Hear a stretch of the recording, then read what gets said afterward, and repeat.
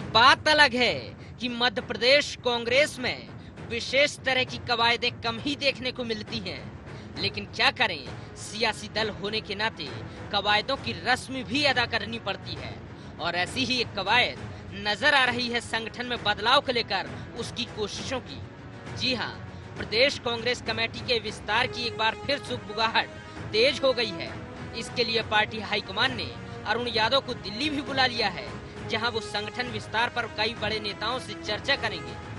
दरअसल यादव अपनी टीम के विस्तार पर कई महीनों से विचार कर रहे हैं, लेकिन तमाम दिग्गजों की अपेक्षाओं को साधने के चक्कर में उनका ये प्लान टलता ही जा रहा था। लेकिन शहडोल उपचुनाव से ठीक पहले कांग्रेस हाईकमान प्रदेश कांग्रेस की रणनीति में किसी तरह की कमी देखना नहीं चाहता। यही वजह है कि संगठन विस्तार की कवायद ने एकाएक जोर पकड़ लिया। चलिए अब आपको बताते हैं कि क्या होगा कांग्रेस में बदलाव का मसौदा। इस विस्तार के दौरान प्रदेश कांग्रेस में एक बड़ा फेरबदल देखने को मिल सकता है।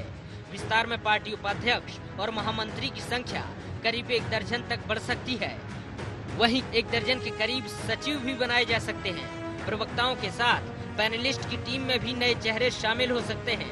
सूत्रों के मुताबिक यादव करीब 2 दर्जन जिला अध्यक्षों को भी बदलना चाहते हैं। इसके अलावा ब्लॉक स्तर पर भी एक बड़ा बदलाव देखने को मिल सकता है। यकीनन पार्टी संगठन में बदलाव से बहुत कुछ बदलेगा, इस बात को नकारा नहीं जा सकता। हालांकि वो बदलाव कैसा होगा, इस सवाल पर जहां कांग्रेस सकारात्मक रवैया जाहिर कर रही है, तो भाजपा का कहना है कि कांग्रेस बदलाव करे या कुछ और, उसका कुछ भी भला होने वाला नहीं। क्योंकि दिल्ली यात्रा प्रदेश अध्यक्ष जी की एक रूटीन प्रक्रिया का अंग है। जब वो दिल्ली जाते हैं तो पार्टी के शीर्ष नेताओं से मिलते हैं, संगठनात्मक मार्गदर्शन उनसे प्राप्त करते हैं, और उसी श्रृंखला में आज 1 दिवसीय यात्रा भी उनकी दिल्ली हुई है। और बदलाव तो लंबित है ही। निश्चित चुनाव में तो 2.5 साल बचे हैं, तो हम लोगों को नए कलेवर के बीच जनता के साथ जुड़ना होगा और हम जुड़ेंगे। कांग्रेस के तो जो हाल है, तो खुद राहुल गांधी यहाँ आ जाए, सोनिया गांधी आ जाए, तो मध्य प्रदेश में कांग्रेस का कोई भला नहीं होने वाला है। कांग्रेस सिर्फ कागजों पे रह गई है। फिर वही 10, 20, 50 महामंत्री बना देंगे, 50 एक उपाध्यक्ष बना देंगे, और कोटा पद्धति चल रही है। और ये जितने कोटे वाले हैं, ये सब भी अध्यक्ष बन चुके हैं। पिछले 3 चुनावों से 3 से लेकर 13 तक लगातार हार कर कांग्रेस इस मध्य प्रदेश की दौड़ से बाहर हो चुकी। कहते हैं परिवर्तन हमेशा अच्छे के लिए होता है, लेकिन कांग्रेस में हुआ परिवर्तन कई तरह के समीकरणों को अस्तित्व में लाने का काम करेगा। ऐसे समीकरण जो उसकी भीतरी सियासत को काफी हद तक प्रभावित करने में सक्षम होंगे। ऐसे में सबसे बड़ा सवाल ये कि क्या कांग्रेस में बदलाव से बात बनेगी या फिर बिगड़ेगी। IND 24 के लिए भोपाल से विवेक पटैया की रिपोर्ट।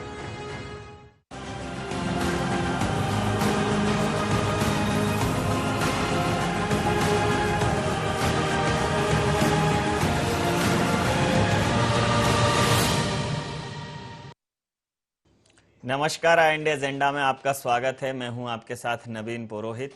चर्चा को विस्तार देने के पहले IND एजेंडा के पॉइंट्स पर एक सरसरी निगाह डालेंगे। क्या संगठन विस्तार में बदलाव का फॉर्मूला अपनाएगी कांग्रेस?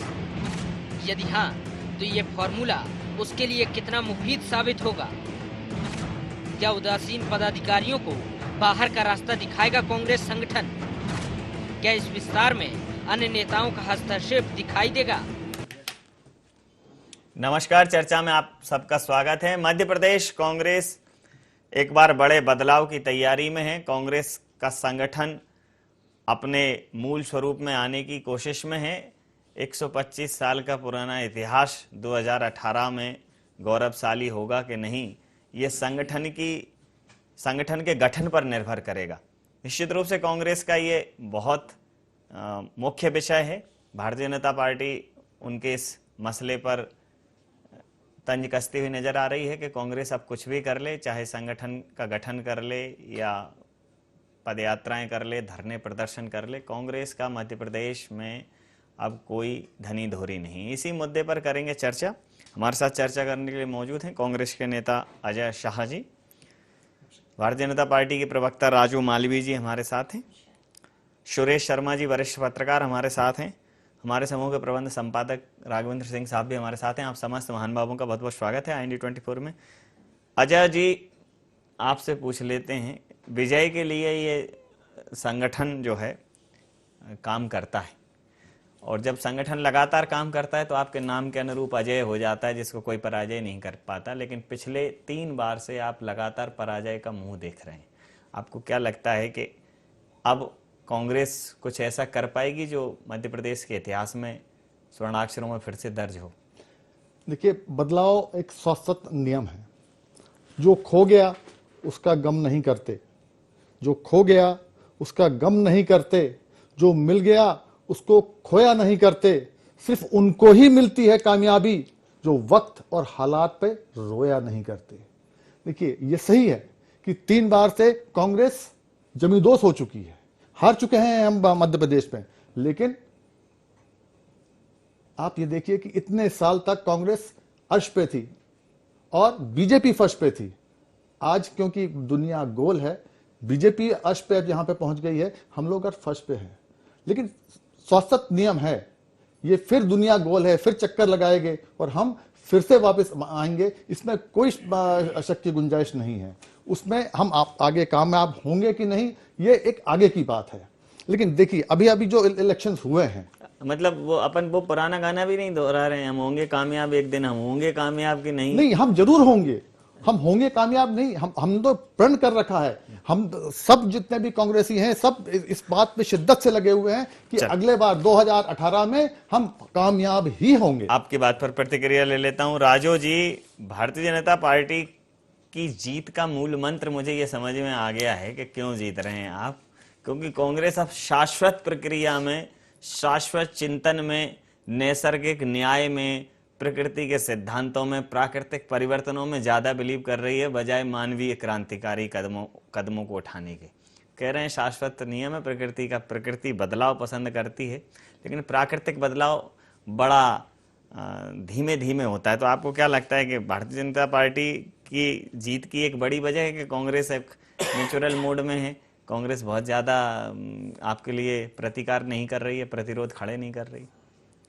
भारतीय जनता पार्टी की जीत भारतीय जनता पार्टी की कार्यकर्ताओं के परिश्रम से होती है। दूसरी बात जो आपने कही, कांग्रेस बची कहाँ है? इनके मिस्टर बंटा ढार ने पहले ही बंटा ढार कर दिया, और इस हद तक बंटा ढार कर दिया कि ये लोग कुछ भी करें, कहीं स्थिति इनकी ठीक होती नहीं है। क्योंकि बहुत अच्छी बात मंचों पे हो जाती है, बहुत अच्छी बात चैनल पे हो जाती है, जब मैदान की बात आती है तो भूमिका कुछ और नजर आती है। इसलिए मेरी शुभकामनाएं हैं अजय भैया को कि आपका संगठन मजबूत हो और आप सक्षम विपक्ष के रूप में सामने आए, लड़ने में ज्यादा मजा आएगा। चलिए, आपकी बात पर भी प्रतिक्रिया ले लेता हूँ। सुरेश जी, आपने दोनों लोगों को सुना। एक पक्ष जो है थोड़ा नैसर्गिक नियमों का पालन करते हुए दिखाई दे रहा है, और दूसरा राजनीतिक हथकंडों की बात कह रहा है और कह रहा है कि हमारी जीत हमारा परिश्रम है। आपकी प्रतिक्रिया? नहीं, साफ साफ बातें आ रही हैं जी कि कांग्रेस जो है वह भी निराशा भाव में है और भाजपा अति उत्साह में है। अति उत्साह के साथ ये कहा जाए कि भाजपा दंभ में बोल रही है, तब भी अतिशयोक्ति नहीं होगी। लेकिन ऐसा नहीं है, ये जो है तय करते हैं मतदाता। जी जी, राजनीतिक दल जो है इसमें मोटे तौर पर तय नहीं करते। किसको भरोसा था कि अरविंद केजरीवाल 70 में से 67 सीट ले जाएगा, जिसका न कोई संगठन था, न कोई चेहरा था, न कोई बात थी, न कोई विजन था, कुछ भी नहीं था। लेकिन जब चला तो जनता चलती चली गई। तो इसलिए ये दम्भ तो पाल के ही नहीं रखना चाहिए जी। एक तो। दूसरा बात ये है, जो मूल मुद्दा हमने उठाया है वो ये है कि नेता वो जिसकी प्रतिष्ठा हो, नेता वो जो प्रेरक हो, यानी कि कार्यकर्ता को प्रेरणा दे रहा हो, कार्यकर्ता में उसकी प्रतिष्ठा हो। ये दुर्भाग्य है कांग्रेस के साथ कि उसके जो नेता हैं उनकी अब सामाजिक प्रतिष्ठा वो नहीं बची जो कांग्रेस के नेता की हुआ करती थी। दूसरा क्या है कि कांग्रेस के जो नेता हैं वो प्रेरणादायी भी नहीं बचे। वो प्रेरणा, अब जैसे मान लो अध्यक्ष जी हैं, तो अध्यक्ष जी जो है वो अपने पदाधिकारियों को ही प्रेरणा नहीं दे पा रहे, जनता को क्या प्रेरणा देंगे? वो उनके आधे से ज्यादा जो छोड़े उनने पदाधिकारी, वो नाराज होकर के बैठ गए। ऐसे में कांग्रेस जो है यदि उसको जीवित होना है तो नए पुराने समीकरणों को साथ लेकर के पढ़ना पड़ेगा। और उसके बाद जनता के बीच में कहीं ये संदेश भी चला जाए कि ये टीवी चैनल से बाहर भी कुछ करने की स्थिति में हैं। यहाँ तो बड़ी बड़ी बातें, दम्भ बोक्ती वाली बातें कि हमने तो सपने सजो रखे हैं, हमने तो प्रतिज्ञा ले रखी। अब यहाँ प्रतिज्ञा ले लेने से टीवी चैनल पर कोई मतदाता प्रभावित होने वाला नहीं है। वो ये कह सकता है कि अजय जी ने जो तर्क दिए हैं, देखो कितने बुद्धिजीवी हैं। इससे ज्यादा इसकी कोई मायने नहीं रखते। जब तक जनता की समस्याओं को उठा करके और मैदान में कूद करके संघर्ष नहीं करेंगे, तब तक इन सब बातों का कोई मतलब नहीं है। आपकी बात कांग्रेस का जो संगठन है वो चूर चूर हो चुका है। उसको जिंदा करने के लिए कुछ थोड़ी बहुत संजीवनी बट्टी कोई हनुमान ले आएगा तो काम चल जाएगा, नहीं तो। आपकी बात पर प्रतिक्रिया ले लेता हूं। धूप में घूमिए, घटाओं में नहाकर देखिए, राजनीति जो है चैनल और अखबार को हटाकर देखिए। ऐसा आपको एक अच्छा सजेशन दिया है। और चूर चूर तो दोनों है, एक दम्भ में चूर है, एक थकान से चूर है। ये चूर क्या राजनीति का मोती चूर है, किसी के पास है किसी के दूर है। तो आप कौन सा चूर खाना चाहते हैं, आप समझे। देखिए साहब, जो मोतीचूर और लड्डू की आपने बात की है, आने वाले नहीं, राजनीति भी शादी टाइप की है। राजनीति भी मोतीचूर का लड्डू है, जो खा रहा है वो पछता रहा है, जो नहीं खा रहा है वो भी पछता रहा है। जिस दम्भ की बात कर रहे हैं सुरेश भाई साहब जी, वो बीजेपी की बिल्कुल दम्भ भरी बात है। और जो राजू जी ने बात दोनों लोगों पे लागू होगी। आप निराशा के भाव में डूबे हैं। नहीं, मैं दम्भ की बात कर रहा हूँ। नहीं, दम उन पे लागू हो गया बीजेपी पे। और जो बंटाधार राजू जी ने जो इस्तेमाल किया है, देखिए ऐसा है, बीजेपी की जो आज बढ़त दिख रही है वो छद्म राष्ट्रवाद से है। इस तरह की अचंभित कर देने वाली वैचारिक अवधारणा कुछ दिनों के लिए विस्मित तो कर सकती है, पर समाज को विभाजित भी कर जाती है। और वो कदम कदम पे, हर जगह, हर गली में ये हमको दिख रहा है कि किस तरह से हमारा सामाजिक रूप से विभाजन हो रहा है। और ये इस विभाजन को रोकना। राजू जी की बात छोड़ दीजिए, उन्होंने कहा है अभी मूल आपने जो लास्ट ट्रेन पकड़ी बात की, वो सुरेश जी की ट्रेन थी, जिसमें उन्होंने कहा कि कांग्रेस, भारतीय जनता पार्टी दंभ में डूबी। आपने उसको सही करार दे दिया, लेकिन उन्होंने एक मूल बात जो आपके लिए कही थी, मुझे तो आज तक एक बात समझ में नहीं आई कि एक छद्म राष्ट्रवाद क्या होता है। नहीं, वो भी समझ लेंगे, उसके लिए वो होता क्या चीज है। यानी राष्ट्रवाद में भी ये सब छद्म देखने लग गए, तो इस देश का सौभाग्य तो नहीं कहा जा सकता। उसके लिए हम दोबारा से चर्चा कर लेंगे। लेकिन जो आपने कहा कि आप नैराश्य में डूबे हैं, उस पर प्रतिक्रिया। नहीं, निराश पे बिल्कुल नहीं डूबी है। आज हमारे जो अध्यक्ष हैं जी, वो लीडरशिप के सारे गुण हैं। ये दूसरी चीज है कि वो हायरकी में कम है, ये डेफिनेटली है। उनसे बहुत बड़े लीडर्स हैं यहाँ पे जो सीनियर्स हैं, लेकिन आज वो हमारे अध्यक्ष हैं। उनमें सब गुण हैं जो एक लीडर में होने चाहिए: समता, नम्रता, क्षमता और ममता। इन सबको लेके वो हमको सबको साथ ले रहे हैं। और जिस चीज का राजू जी ने जिक्र किया था कि कोटा पद्धति, पहली बार हुआ है कांग्रेस के संगठन में कि किसी कोटा पद्धति को तवज्जो नहीं दी गई है। जो अध्यक्ष ने चाहा वही लोग उनके मंत्रिमंडल में शामिल किए गए। ये इटसेल्फ स्पीक करता है कि हम कितने आगे बढ़ चुके हैं। मतलब ये पहली बार हुआ, इसके पहले कोटा पद्धति चलती थी? नहीं, देखिए हर जगह चलती है। जी, सिर्फ अब क्या बीजेपी में कोटा पद्धति नहीं चलती? बीजेपी तो जीत वालों के सारे फार्मूले मानते हैं, हार वालों का थोड़ा सा सब बात है ना। जीत के तो एक इत्तेफाक की बात कोटे से जीते हैं, कोटा से जीते या नोटा से जीते, वोट से, मतलब वोट से। बिल्कुल। लेकिन प्रॉब्लम आजकल क्या है कि आज के उसमें जिस तरह से भी बीजेपी देख रही, और जिस जिसके सुरेश भाई साहब जिक्र कर रहे थे छद्म राष्ट्रवाद की, ये बड़ा विषय है। इस पे चर्चा करेंगे तो क्या विषय से भटक जाएंगे। बदलाव आपके यहाँ है, बदलाव से आप कह रहे हैं कि बात बनेगी।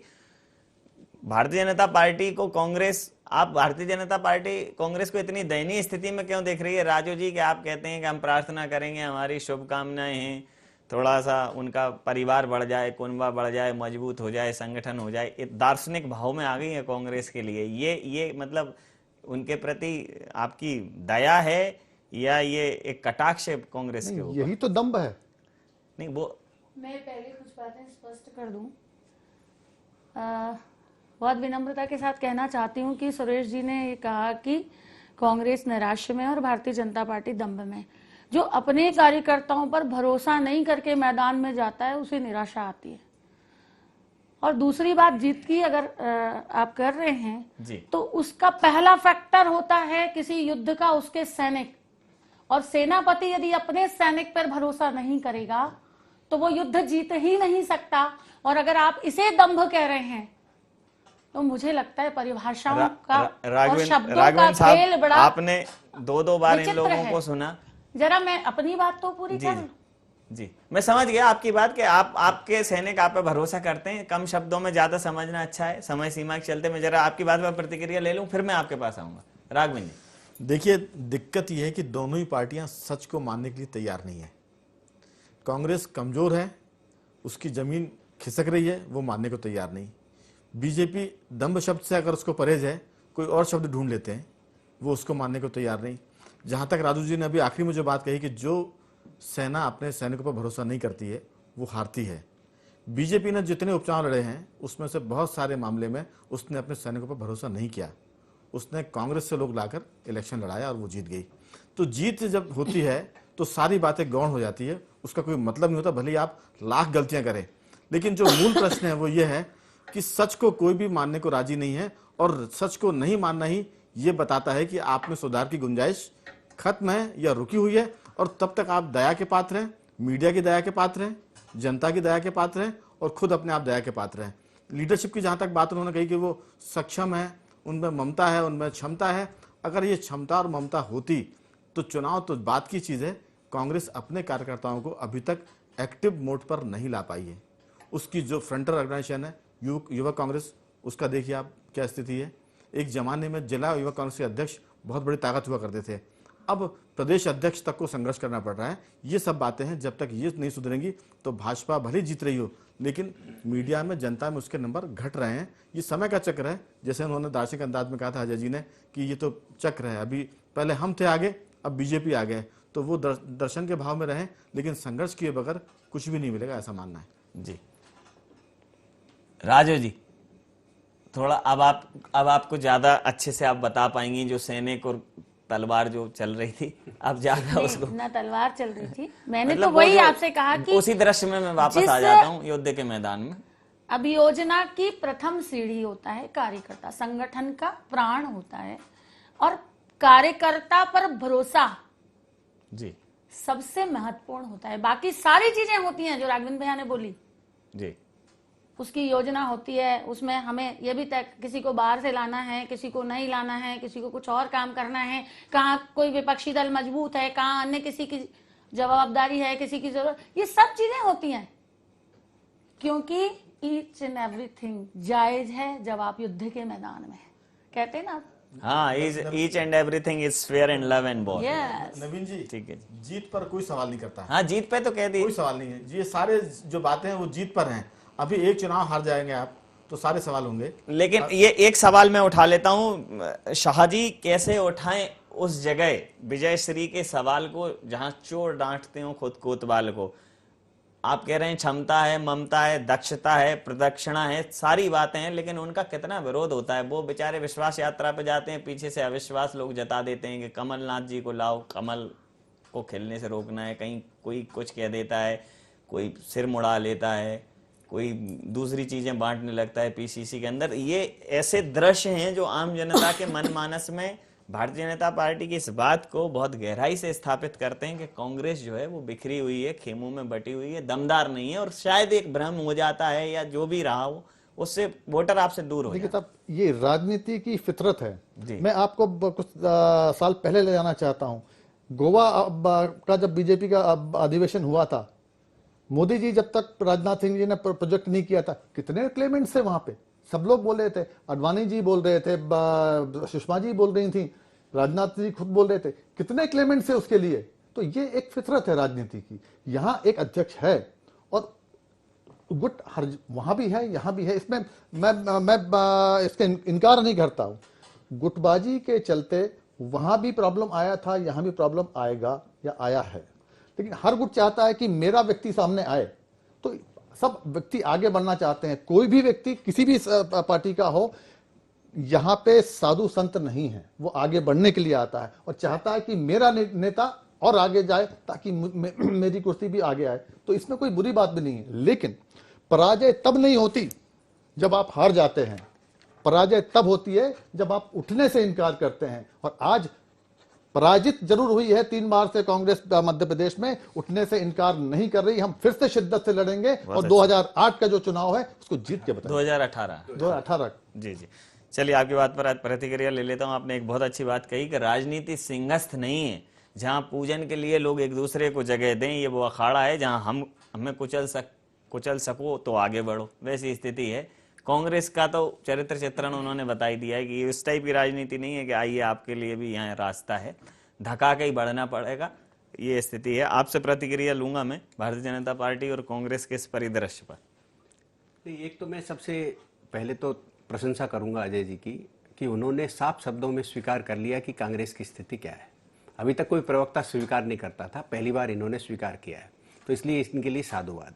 दूसरी बात यह है कि एक बड़ी चीज और महत्वपूर्ण बोली है उन्होंने कि कांग्रेस के अध्यक्ष हैं, यानी कांग्रेस में अध्यक्ष हैं। ये अभी लोगों की जानकारी में आना चालू हो रहा है कि कांग्रेस में कोई अध्यक्ष नाम का व्यक्ति भी है। यानी स्थिति यह है कि कांग्रेस कार्यालय में आधे से ज्यादा लोग जो है अरुण यादव जी को अध्यक्ष मानने को तैयार नहीं है। यदि कांग्रेस के जो पुराने नेता हैं, जिनका वर्चस्व है, जिनको नाम सुनने के बाद लोगों में प्रतिक्रिया क्रिया शुरू होती है, वह आज ये मान करके कह रहे हैं, मेरी भी फोन पर औसतन बात होती है, उनका कहना यह है कि क्या हो गया, दिल्ली चले गए तो वो तो आते जाते रहते हैं, उनको पूछ कौन रहा है। ये स्थिति यदि कांग्रेस की इंटरनल है तो ये कोई अच्छी स्थिति नहीं है। दूसरी बात राजू जी ने कही, मैं अच्छा लगा मेरे को कि कार्यकर्ता जो है वो आधार होता है, कार्यकर्ता वो जो है प्रारंभिक सीढ़ी होता है। ये मैं भी बरसों से सुन रहा हूं ये बात, लेकिन जब आपने ये पदाधिकारियों की टीम देखी तो बता दीजिए, आप ही को नाम मालूम है क्या कि जो नीचे 5-7 सचिव बने हैं, आपको सचिव से हटा के प्रवक्ता बना दिया, और आपकी जगह जिनको सचिव बनाया उनके नाम जानते हैं क्या, कौन है वो? यानी जो 25 बरस से भारतीय जनता पार्टी को कवरेज करने वाले लोग हैं, उनको नहीं मालूम कि ऋषि सिंह लोधी को है। ये ऐसे ऐसे नाम आ गए जिनका कार्यकर्ताओं से क्या लेना देना।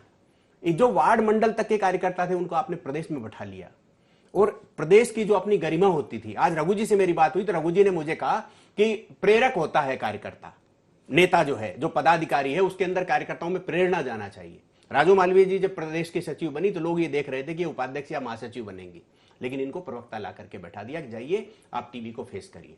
लेकिन लेके किनको आए हैं, किनको उपाध्यक्ष बनाया है? आप एक भी ऐसा उपाध्यक्ष बता दीजिए जो उपाध्यक्ष के पुराने जो नेता हुआ करते थे उनके कैटेगरी में खड़ा होता हो तो। यानी इसका मतलब स्पष्ट है कि वो भारतीय जनता पार्टी हो या कांग्रेस हो, कांग्रेस के अंदर लोग आना नहीं चाहते और भारतीय जनता पार्टी अच्छे लोगों को लाना नहीं चाहती। ये जो परिस्थिति बन गई है, ये दोनों पक्षों के लिए बड़ी, इसलिए आज तो मध्य प्रदेश तीसरे विकल्प की ओर देखे तो मुझे आश्चर्य नहीं है जी। वो विचार करेगा कि ये सब क्या हो रहा है। समय सीमा के चलते मैं अंतिम प्रतिक्रिया ले लूं। राघवेंद्र सिंह साहब, आपकी प्रतिक्रिया इस परिदृश्य में? देखिए, सीधी सी बात है कि बातें तो सब लोग अच्छी करते हैं जी जी। कोई खराब आदमी भी अगर बात करेगा तो वो अच्छी बात करता है।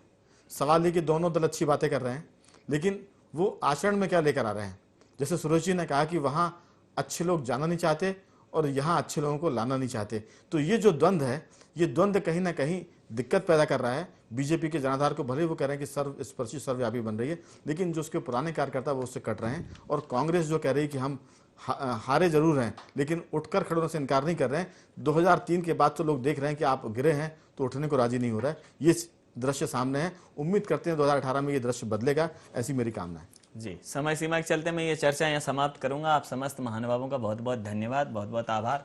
तो बिल्कुल ठीक कहा आपने कि बात तो आचरण की है, और आचरण अब तो घिनौने हो गए हैं, व्याकरण के शब्द बोने हो गए हैं। राजनीति में कोई अच्छा चाहता ही नहीं, राजनीति में पद खिलौने हो गए हैं कि कौन से पद पे खेल करके राजनीति को चमका लिया जाए। IND एजेंडा में इतना ही। आप बने रहिए IND 24 के साथ और देखते रहिए IND 24। नमस्कार।